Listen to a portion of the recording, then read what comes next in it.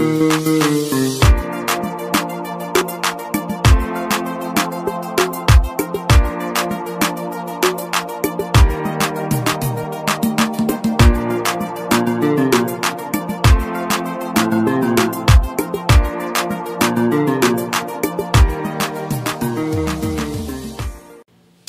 a demandé à Jésus, résume la Bible.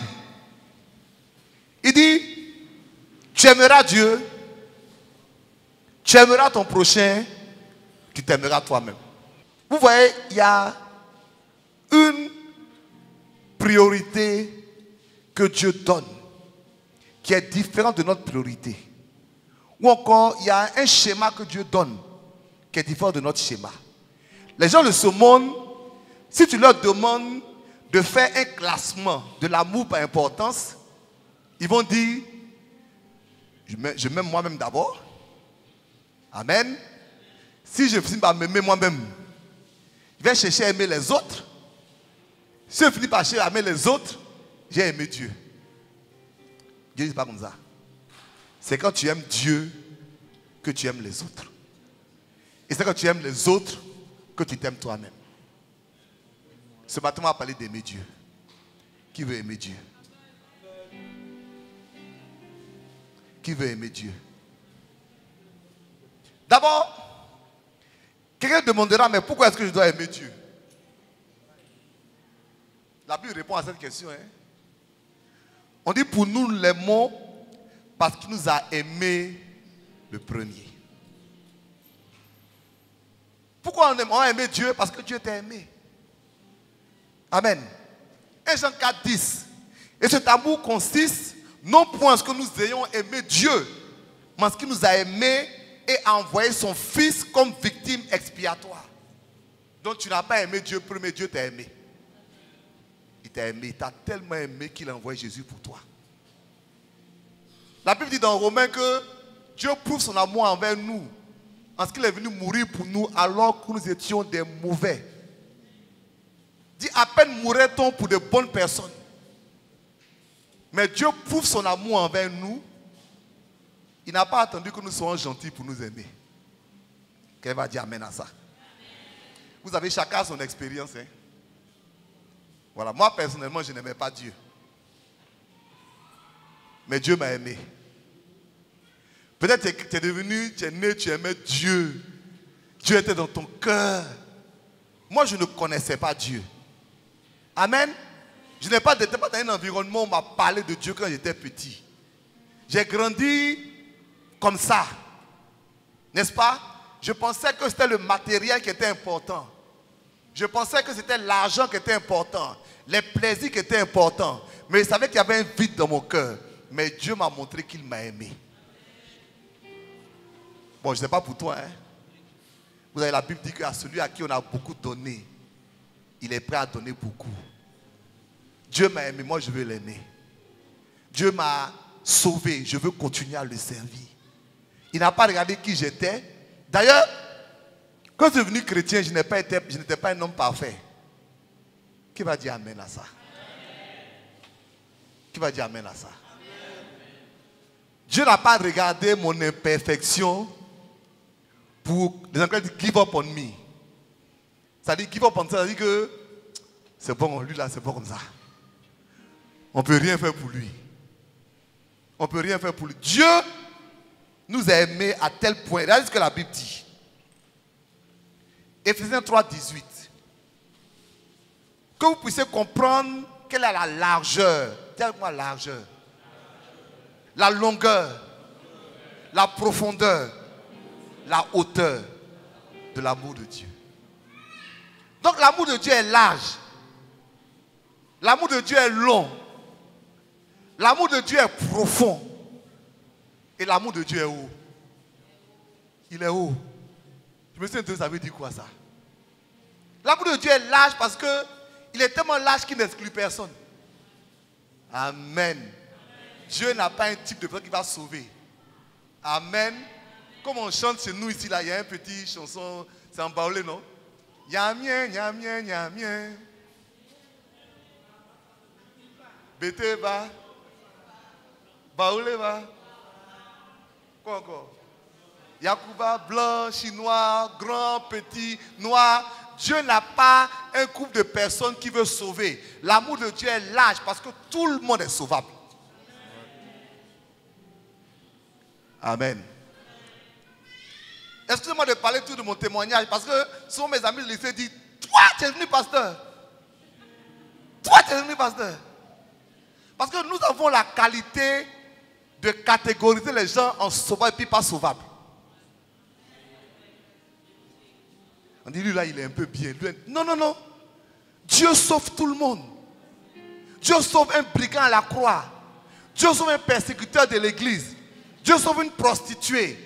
Tu vas t'étonner, peut-être la prostituée va te dépasser devant le trône de Dieu.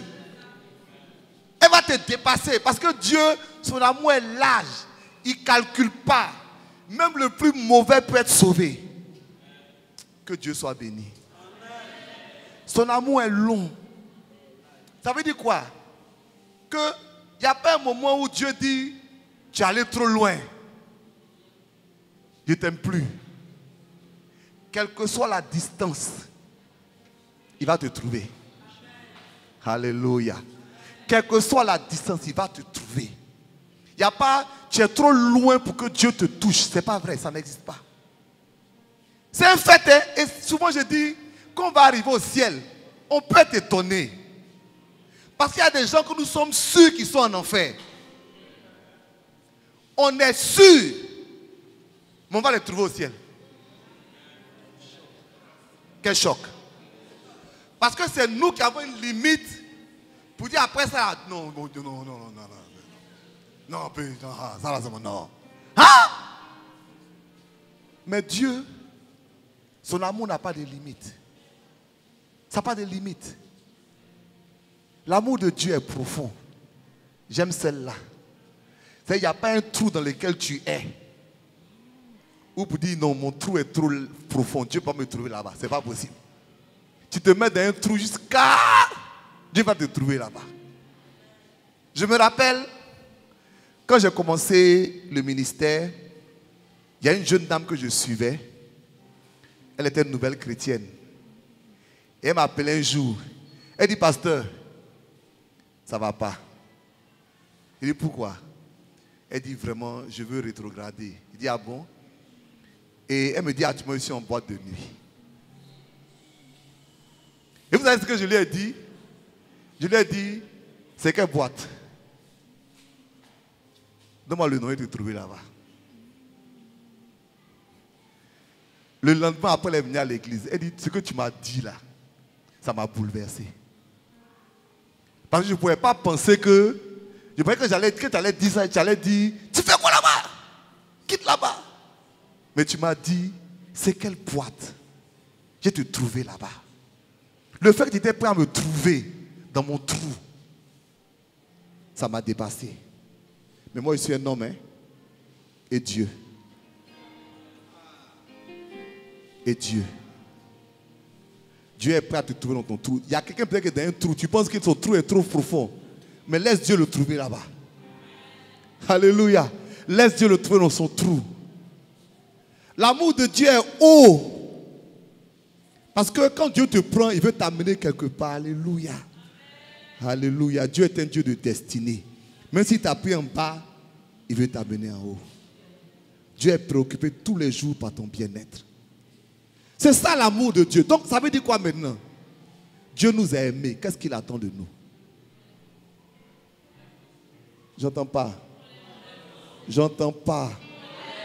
J'entends pas. Demande à ton voisin. Et si tu aimais Dieu vraiment?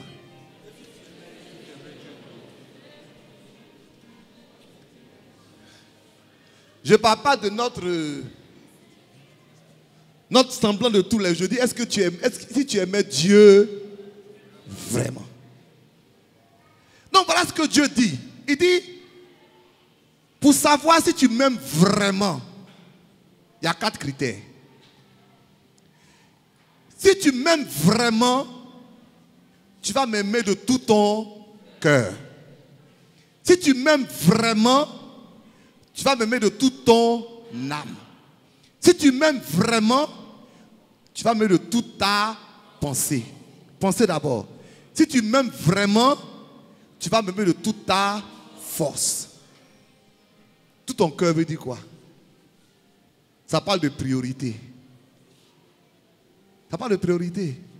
Vous savez, ce que j'ai appris de Dieu, c'est que contrairement à ce qu'on croit, écoutez-moi, l'amour selon Dieu n'est pas un sentiment. L'amour selon Dieu, c'est une action. Dieu a tellement aimé le monde qu'il est resté en haut là-bas pour dire: je vous aime, ô monde. Je vous aime, je pense à vous jusqu'à je vous aime. On dit non, non. Il a tellement aimé le monde qu'il a donné. Romains chapitre 8, Dieu prouve son amour envers nous en ce qu'il a donné. J'étais en formation à Aga Institute à Singapour et cette école a été créée par un pasteur qui s'appelle John Edmond Agai. Il a mis beaucoup d'argent pour créer ce centre de formation. Et ce centre-là forme des leaders évangéliques originaires d'Afrique. Peut-être la formation faisait $10,000. On nous a demandé de payer $500. En fait, ce qu'on a demandé de payer, c'est surtout parce que si tu ne donnes rien, ce n'est pas bon. En fait, c'est juste pour t'encourager. Et on paie les $9,500 pendant un certain temps. Tu es dans un hôtel là-bas, tu as des formateurs de tout le monde entier, tu apprends beaucoup. C'est un grand investissement. Et on lui a demandé, dit, Pasteur Agai, c'est parce que tu aimes l'Afrique que tu fais ça. Dis, ça veut dire quoi, j'aime l'Afrique? Si vous pensez que ça veut dire que partout où je passe, je pense à l'Afrique, je ne pense pas à l'Afrique. Je n'ai pas un sentiment particulier. Mais je me suis engagé, alléluia, à faire quelque chose pour les Africains.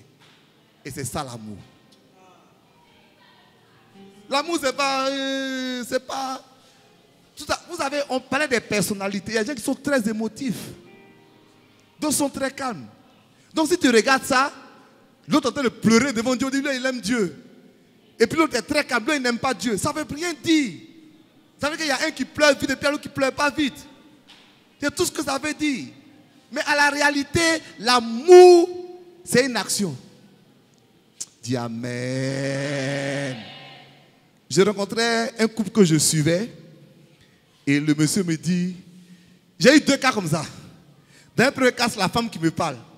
Elle dit, pasteur, je ne sais plus. Je dis, quand je pense à mon mari, je suis plus secoué comme avant. Il dit, ah, tu vas être secoué. Ces vibrations, tu vas être secoué. J'ai pas ce choc-là. Il dit, ah. Et puis le monsieur maintenant, il vient et dit, non, dit, pasteur, je n'ai plus les mêmes sentiments. Et tu sais, la Bible dit, Marie, aimez vos femmes. Il n'a pas dit, mariez la femme que vous aimez.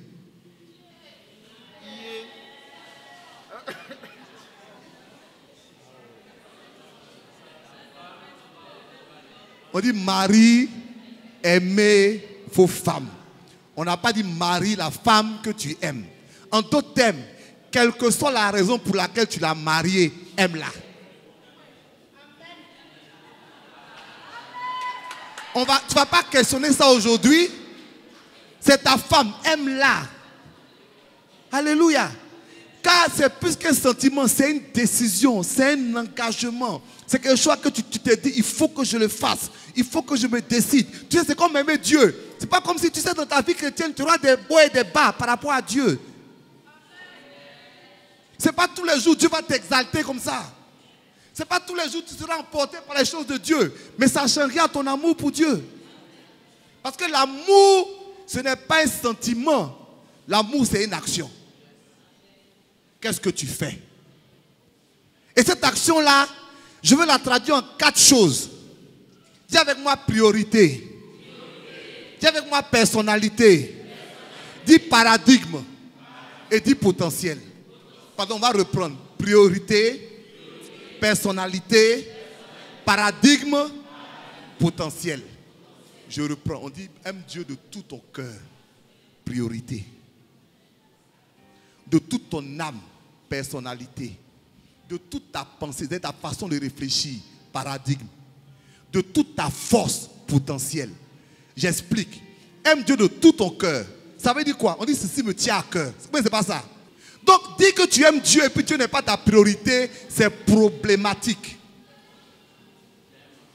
Merci, mon frère connaît. En fait, même c'est mensonger. C'est mensonger. Les anglophones disent God is God of all. If he's not God of all, he's not God at all. Si Dieu n'est pas Dieu de tout, il n'est pas Dieu du tout. Vous savez pourquoi Jésus aime la priorité? Il dit si tu ne hais pas ton père et ta mère, c'est pas qu'il veut que tu les haïsses. Il veut dire si ils sont plus importants pour toi que moi, alors tu n'es pas digne du royaume. Priorité. Et vous savez que nos priorités sont challengées tous les jours. Hein? Dieu teste son amour, notre amour pour lui. Amen, amen. C'est-à-dire, il y aura des choses où tu auras des points de décision à prendre. Dieu ou bien mon travail. Dieu ou bien mes affaires. Dieu ou bien ma maison. Dieu ou bien ma famille. Dieu regarde ça. Et puis regarde les choix que tu fais. Est-ce qu'on peut se parler un instant? Dis, pasteur, parle-nous. Hein? Donc, je ne dis pas pour choquer quelqu'un. Mais je m'aperçois que Dieu n'est plus notre priorité. Parce que des gens qui ne vont jamais louper travail. Jamais. Jamais. Mais ils loupent le culte. Ça ne leur dit rien. C'est-à-dire, ça les effleure. Moi, quand je loupe le culte, ça me tourmente. Parce que je me dis, qu'est-ce que Dieu va penser? Qu'est-ce que Dieu va penser? Et quand on loupe le culte, on a des préoccupations. Hein? C'est à cause, ça dit priorité. C'est-à-dire, tu viens de dire que ça là, c'est plus important que moi. Mon travail est plus important que Dieu. Etc. Donc, de tout ton cœur, tu n'aimes pas Dieu de tout ton cœur. Dieu n'est pas ta priorité. Pardon, dis Amen. Que Dieu devienne notre priorité. Je n'entends pas trop de Amen, mais je veux répéter. Il dit que Dieu devienne notre priorité. Ce n'est pas pasteur Zanto, c'est Dieu qui est notre priorité. Dieu regarde ton échelle de valeur. Il regarde où tu le places. Et bien souvent, nous le plaçons très loin en bas de beaucoup de choses. Je dis pas, c'est au moins, je dis de beaucoup de choses. Très loin en bas.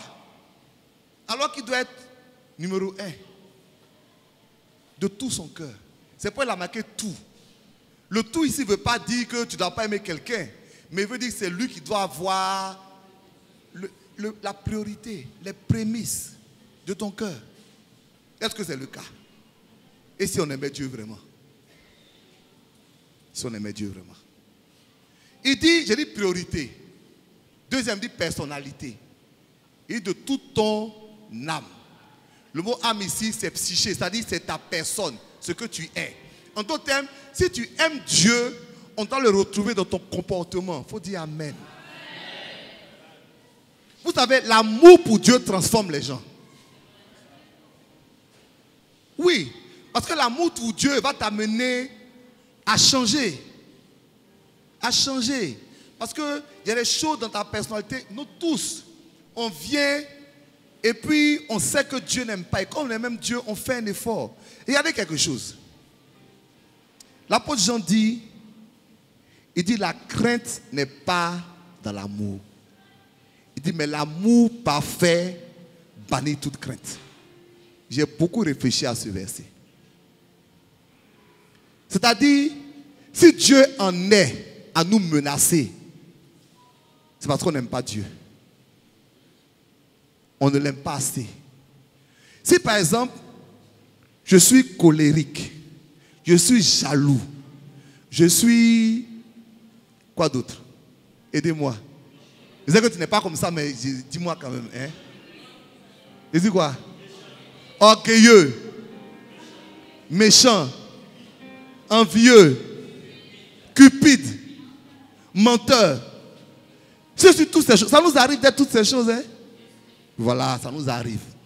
Mais comme l'amour n'est pas dans la crainte, c'est pas parce que quelqu'un est venu nous menacer pour dire je vais te frapper, hein? Mais parce que nous aimons Dieu.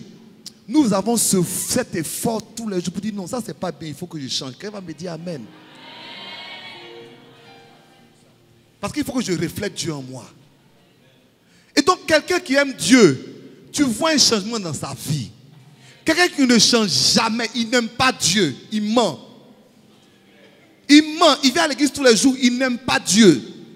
Parce que s'il aimait Dieu, son âme allait refléter ça. Sa personne allait refléter ça.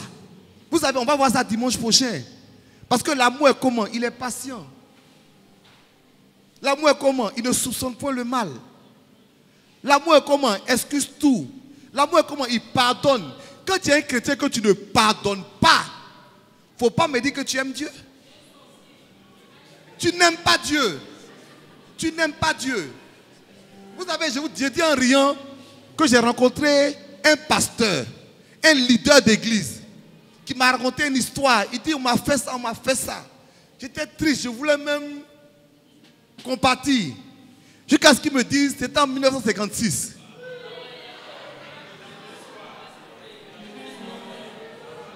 C'est une histoire vraie, hein?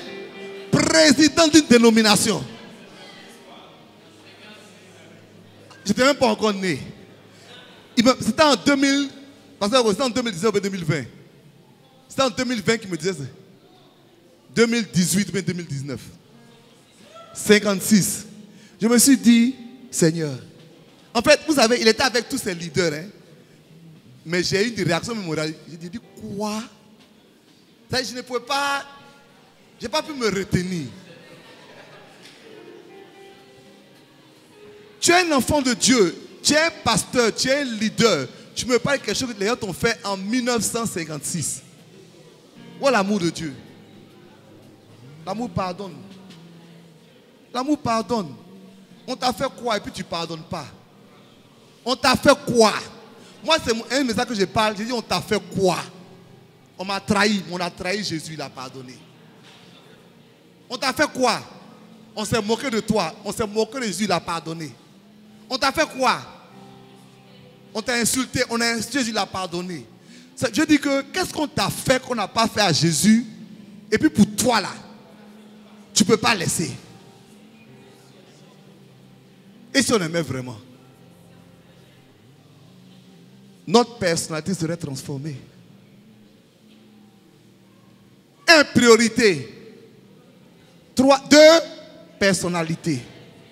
Il dit, tu aimeras Dieu de toute ta pensée. Ça dit que, on dit, le mot grec veut dire ta façon de concevoir, ta façon de réfléchir. Ce n'est pas dire que tu penses toujours à Dieu. Hein. C'est pas ce qu'on veut dire. Tout à l'heure, pas que je me promène partout, je pense à Dieu. Ce n'est pas ce que ça veut dire. Ça veut dire, tu aimeras Dieu et il faut que ça se traduise dans ta façon de réfléchir. Dans ton paradigme. Si ton paradigme, c'est encore la tradition, tu n'aimes pas Dieu. Pardon, il faut dire amen avec moi. Il y a des gens qui pensent qu'ils aiment Dieu, mais quand ils vont te faire un raisonnement tout de suite là, c'est complètement contraire au paradigme de la parole de Dieu. Vous savez, Jésus est venu changer le paradigme. Hein? Il dit, on vous a dit œil pour œil, dent pour dent.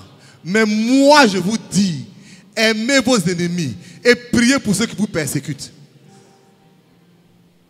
On vous a dit, mais moi je vous dis, si on te gifle sur la joue droite, tends la joue gauche. On aurait dû dire ça au président Macron.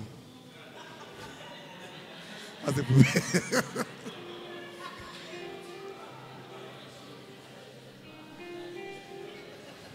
Écoutez, on vous a dit, ton papa t'a dit, ta maman t'a dit, la société t'a dit, mais moi je vous dis. C'est ça qu'on voit l'amour de Dieu. Il y a des gens qui disent aimer Dieu. Je vous parle des choses que je connais. Il y a des gens qui sont dans l'église et qui, par exemple, je donne un exemple, ne veulent pas que leurs enfants marient des gens d'une certaine ethnie. Ils sont chrétiens. Ils sont dans l'église, ils sont diacres. Ou bien une personne étrangère, on dit, eux là, ouh! Est-ce que tu les connais? Eux là. changement de paradigme, changement de conception. C'est là que tu aimes Dieu. Dieu veut voir si depuis que tu le suis là, est-ce que tu as changé de mentalité? Mais c'est la même chose. Moi, on ne me fait pas ça. Chez moi, là, on ne fait pas ça. Mais à la limite, on s'en fiche. Chez Dieu, on fait quoi? Chez Dieu, on fait quoi? Si on aimait Dieu, il y a beaucoup de choses qui ne seraient pas. Vous savez, si les palabres ne finissent pas, c'est parce que les gens, ils ne se laissent pas conduire par l'amour de Dieu. Paradigme. Si on aimait Dieu, nos potentiels, notre capacité allait changer. Dis Amen. Quand on dit toute ta force, c'est aime Dieu avec tout ton potentiel. Tout ce que tu peux faire là, montre que tu aimes Dieu en le faisant. Il faut dire Amen. Et je ne parle pas seulement d'argent, parce que l'argent est dedans, mais ce n'est pas seulement l'argent. C'est tout ce que tu peux faire. Est-ce que tu le fais au service de Dieu? C'est la question. Pardon? Et puis voilà, non seulement tu le fais au service, mais tu le fais bien parce que c'est pour Dieu. Tu ne le fais pas moyennement. Ça, c'est un autre problème. Est-ce qu'on aime Dieu vraiment? Question. Parce que tu vas voir quelqu'un qui travaille. Je prends tout l'exemple professionnel parce que c'est l'exemple qu'on peut voir. Tu les vois avec un certain entrain. Et moi, par exemple, on a un problème. Moi, par exemple, j'ai un problème. Je suis même dans une association de pasteurs. Je le fais parler tous les jours pour ça. Moi, j'ai un problème à la ponctualité. J'ai un véritable problème. Mais pour moi, une réunion à 10h, c'est à 10h. Dis Amen. On est tous des leaders. 10h, tu t'amènes à 11h30. Un grand sourire.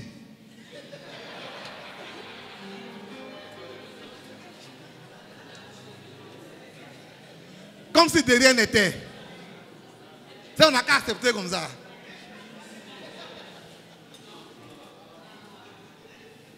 Moi, ça me choque. Ça me choque. Donc, on fait quoi?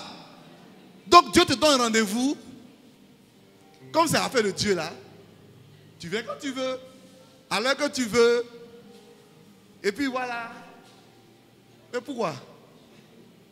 La même chose fait dans ton travail. Quand le docteur Guichou est venu, j'ai appris cette leçon-là. À 2 occasions, j'étais son interprète et j'étais dans la chambre à côté de lui, on devait venir. Et le gars a dit, la voiture démarre à 10h. Je donne un exemple. Hein. Moi, je suis sorti, j'étais là à 10h. Hein. Monsieur est bon ivoirien. Donc, j'étais à l'heure, mais j'ai tourné un peu. Je tourne le visage, les gars sont en train de démarrer. C'est pas que j'étais pas là, j'étais là, mais le seul fait que je me suis déplacé un peu comme ça là, sans regarder la voiture, je tourne. Ils n'ont même pas cherché à savoir s'ils étaient là. S'ils n'étaient pas là, ils ont démarré. J'ai tout fait pour les rattraper. Le soir, on dit il y a dîner gala avec les responsables politiques. On a fait le programme, ça commence à 20h, 21h. Tous nos gars ils sont venus à 22h et quelques.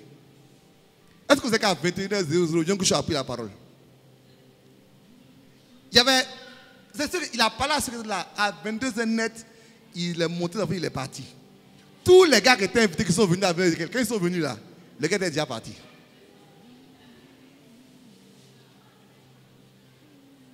Et j'ai compris pourquoi ces pays sont devant et puis nous on est derrière. Amen. Parce que même les choses de Dieu, on s'amuse avec. Oui, on s'amuse avec. On dit c'est pour Dieu et puis on vient que Dieu nous aide à l'aimer. Pardon, qu'il nous aide à l'aimer. Je veux dire encore que l'amour qu'on a pour Dieu, ce n'est pas un sentiment, c'est une action. Il faut dire Amen. Dieu n'a pas un amour-mètre qu'il est en train de mettre dans vos cœurs pour savoir est-ce que tu pleures pour moi. Ça ne l'intéresse pas. Dieu veut regarder. Est-ce qu'il est ta priorité? Est-ce que tu te laisses transformer par son amour? Ou bien tu es la même personne depuis? Est-ce que depuis que tu es avec lui là, ta façon de penser a changé.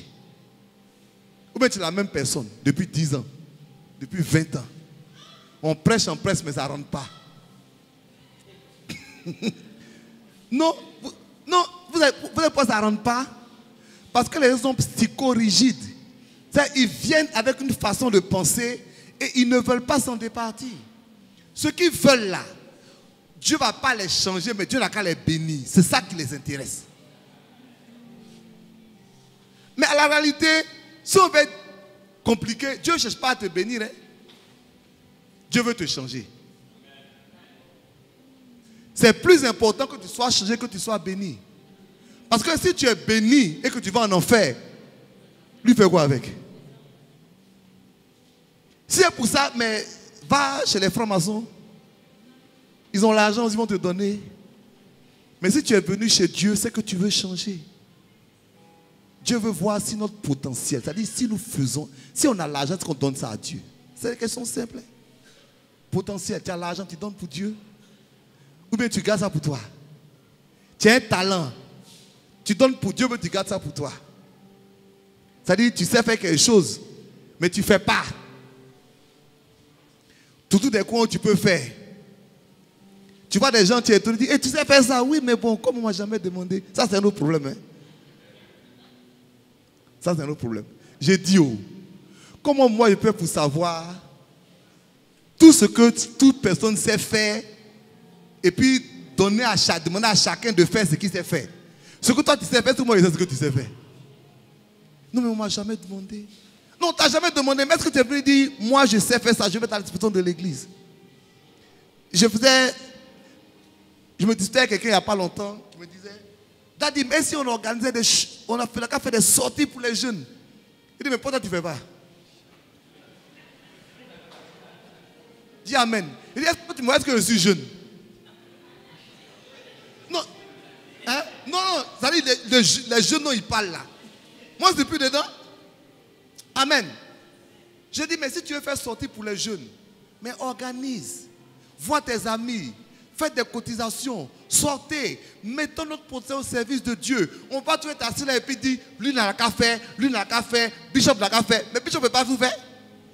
Donc lui, il n'a qu'à faire sortir de jeunes, sortir de couples, sortir de femmes, sortir des garçons, sortir des adolescents. Il n'a qu'à faire football, basket. S'il n'a pas fait, on ne fait pas. Aïe. Toi, tu sais faire, pourquoi tu ne fais pas? Bien-aimé, est-ce que vous savez que Dieu va nous juger sur notre potentiel? Il va nous juger sur notre potentiel parce qu'il en parle en parlant de la parabole des talents. Il y a des gens qui vont enterrer, ils vont dire oui, bon, j'allais faire quoi avec? Il va dire, va loin de moi. Que Dieu nous aide ce matin à l'aimer. Aime Dieu. Dis qu'aime Dieu. Est-ce qu'on peut s'engager à aimer Dieu? Dimanche prochain, je vais parler d'aimer notre prochain. Parce que si tu aimes Dieu, que tu ne vois pas. C'est les gens qui disent ça. Hein? Dis, si tu aimes Dieu, que tu ne vois pas. Et que tu n'aimes pas ton prochain, que tu vois, tu es un menteur. Ça, c'est pas moi que la Bible qui dit. Il dit, tu es un menteur. Tu es un menteur. Tu mens à Dieu puis tu te mens toi-même.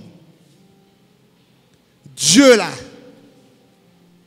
Est-ce que parce que je vais dire Dieu là, il est dans la personne qui est à côté de toi. Dis Amen. Je n'ai pas dit que cette personne est Dieu. Et Dieu, il est dans la personne qui est à côté de toi. Comment tu le traites égale comment tu traites Dieu. D'ailleurs, Jésus dit que quand j'ai revenu, j'ai dit aux gens, j'étais malade, j'étais en prison, vous n'avez jamais venu me voir, vous m'avez laissé tomber. Les gens m'ont dit, mais on ne t'a jamais vu comme ça? Il dit, si, vous m'avez vu comme ça plusieurs fois. Parce que quand les gens étaient comme ça, que vous n'avez rien fait, c'est moi que vous avez laissé tomber.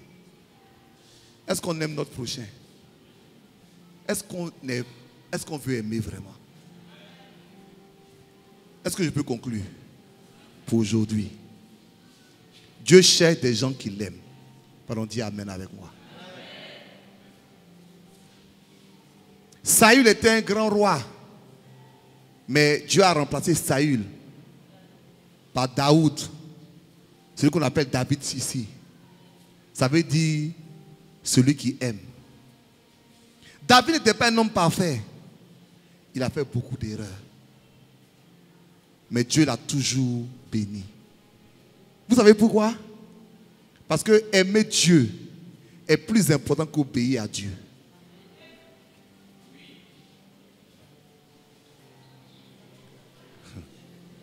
La preuve, c'est que Moïse, qui était l'homme le plus obéissant, n'est pas rentré dans la terre promise. Aimer Dieu est plus important qu'obéir à Dieu. Car je peux obéir à Dieu sans l'aimer. Je peux obéir à Dieu par crainte. Je peux obéir à Dieu parce que j'ai peur. Par droit. Ah, moi je fais comme pas un petit signe. Pourquoi dire, ah, Dieu va me frapper. J'ai obéi. Mais je n'ai pas obéi. J'ai obéi. Mais ce n'est pas de l'amour. Ah, je viens à l'église aussi, je ne viens pas, le pasteur va m'appeler. J'ai obéi. Mais ce n'est pas de l'amour. Ah, moi je paie ma dîme parce qu'on dit que si tu ne paies pas dîme là, Dieu te frappe. J'ai obéi. Mais ce n'est pas de l'amour. Dieu cherche des gens qui l'aiment. Et vous savez, quand Dieu a trouvé Abraham, il appelle Abraham l'ami de Dieu. Ça veut dire quoi, ami? Celui qui aime Dieu. Et quand Dieu a trouvé Jean, Jean dit, c'est le disciple que Jésus aimait. Je me suis interrogé. Est-ce que Jésus n'aimait pas les autres? Et je me suis dit, cette formule-là, je veux plutôt la retourner. Jean n'était pas le disciple que Jésus aimait seulement. C'était le disciple qui aimait Jésus. Comment je sais? Il était assis à côté de lui. Il était à son sein. Quand tous les gens ont fui à la croix, il était le seul qui était là. Ce n'est pas le disciple que Jésus aimait. C'est celui qui aimait Jésus. Est-ce que quelqu'un aime Dieu ce matin? Est-ce que tu peux tenir debout avec moi? On va prier simplement. Et si on aimait vraiment? Lève la main. Je t'aime, Éternel, tu es ma force. Éternel, mon rocher et ma forteresse. Mon libérateur, mon Dieu, en qui je trouve un appui. Tu es mon bouclier, la seule force qui me sauve. Ma haute retraite. Ma haute retraite. Tu es ma haute retraite, papa. Ma haute retraite. Tu es ma haute retraite, Yahweh. Ma haute retraite. Seigneur, tu es ma haute retraite, papa. Ma haute retraite. Ce matin, je veux demander à quelqu'un, honnêtement, je ne sais même pas quel appel faire. Mais je veux me tourner vers chacun. Et si on aimait Dieu vraiment? Ce n'est pas un message de condamnation.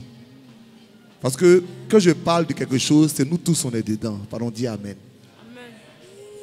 Donc je ne me tourne pas vers quelqu'un, je ne dis pas pourquoi tu n'as pas fait ça, pourquoi tu as fait ça. Je dis simplement, Dieu veut qu'on l'aime. Dieu veut qu'on l'aime. Jésus dit, en parlant des derniers temps, il dit la chose suivante.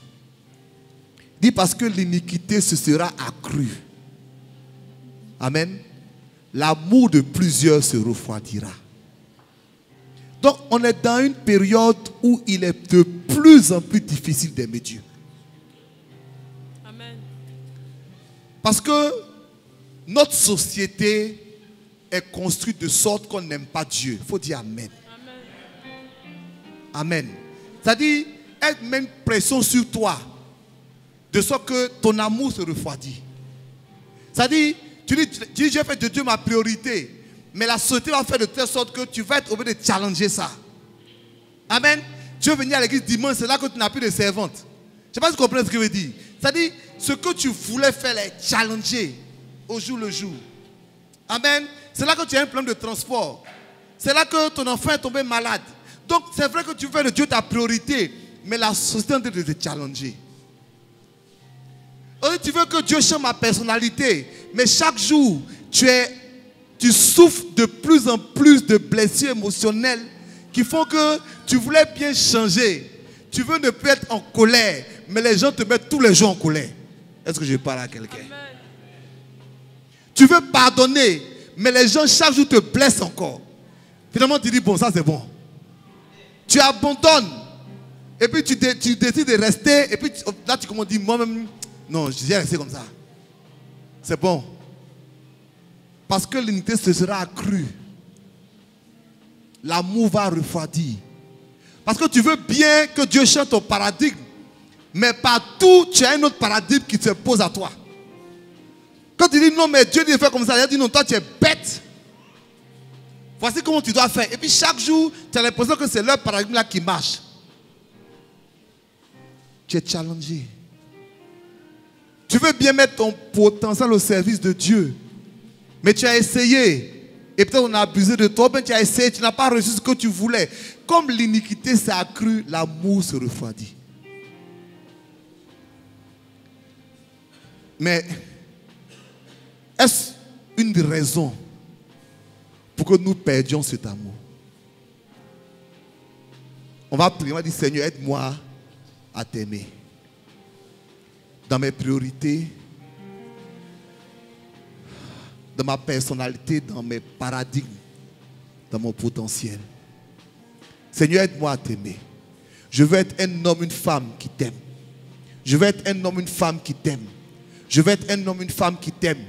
Je veux être un homme, une femme qui t'aime. Je veux être un homme, une femme qui t'aime.